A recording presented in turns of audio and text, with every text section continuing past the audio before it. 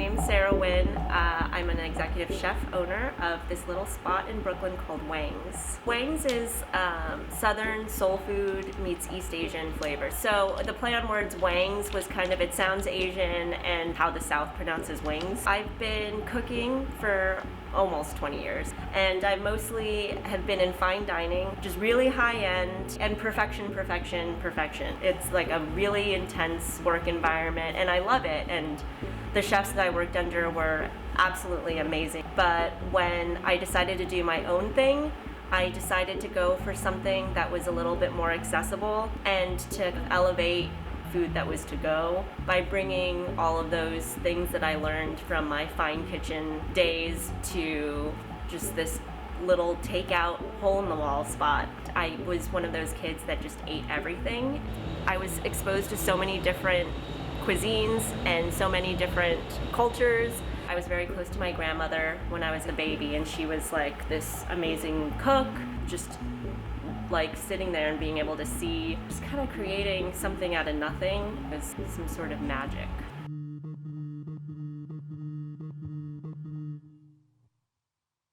I was on Top Chef in 2007, so I think that was the third season. A restaurant and that experience on Top Chef, two of the most difficult experiences I've had cooking. That show is no joke. When we were on it, we were like the guinea pigs. So they were doing things that it's crazy. Like, just to get you in that dramatic mindset that would make good television. So whether it's like being sequestered, not being able to know what's going on in the world. Every day they like took our phones away. They're filming entrances and exits like a dozen times. And they like purposely mess up your schedule so you don't get used to it. For instance, like 3 days, they'll wake you up at 6 a.m. And then like the fourth day, they don't. And they don't tell you anything. What that causes you psychologically is for you to believe that this show is like your entire world. The prize was $100,000, but at the end of it, I was like, keep it. It certainly did. I ended up working with one of the other contestants on the show, Dale, in Chicago, and I moved to Chicago and we worked together. He was a fantastic chef and I wouldn't have met him, and it was amazing as hard as it was. But for anyone who doesn't get anything from it, boy, what a waste of time. In 2014, it wasn't like that high end to do anything with chicken wings, and then I just thought that we could do this really elevated chicken wing, and we did. The recipe started off like totally different, and just over the years of doing it every single day, I feel like it's like what I wanted it to be. It's an interesting thing to make it as crispy as it is. So we started with salting them overnight, and then it kind of like wicks away the moisture at the top of the skin, so it kind of dries it out. And then the next day we have a dredge.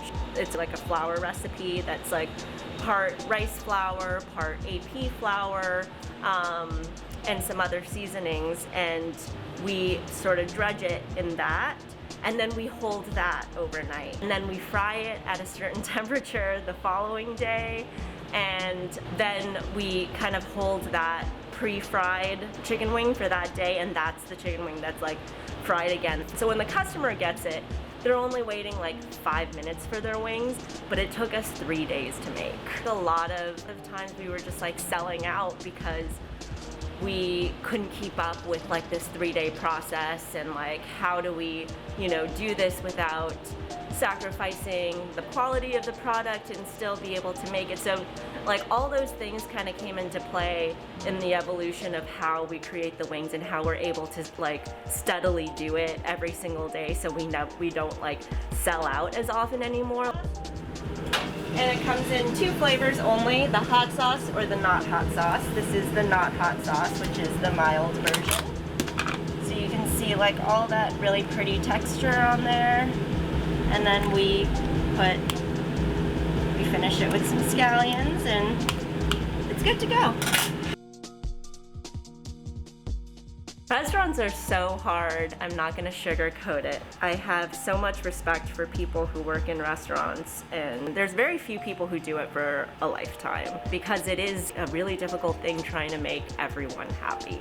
And you kind of strive to do that when you are a restaurant owner, and you take things personally if things aren't going well, if a customer's unsatisfied, if they're unhappy, and I can't help it. Sometimes I take it personally, and that's always a struggle to overcome just for your own sanity, and just to be like, if you don't like it, then you just don't like it. I mean, especially if it's a small restaurant and you're an independent restaurant, you have a staff that's so limited. You don't, like, one person's sick, you as the owner have to go in to cover them. Something happens, emergencies, you're the one that's there. It's a job that you have to love to do. And if you don't love it, then just don't even try. What motivates me are the positive feedback that I get from people, because at the end of the day, chefs are feeding you, and it's a way that I personally show love. Yeah, I love the food. I love Wangs. The wings are great. It's a good blend of like soul and Asian flavors. I dig it. I came to find Wangs from my uncle, and we love Wangs because it's like, you can tell it's like freshly made. We come here all the time. Tastes great. The chicken's really good. All of the sides are good. They have great sauces. Came here a few years ago, or whenever it first opened, and sat outside, and it was delicious. They're one of the best wings in Brooklyn, I think. Yeah, we made this one of our spots that we come to every year.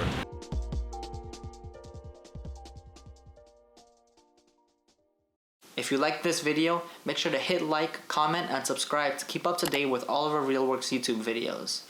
And don't forget to watch the films of the next generation of filmmakers.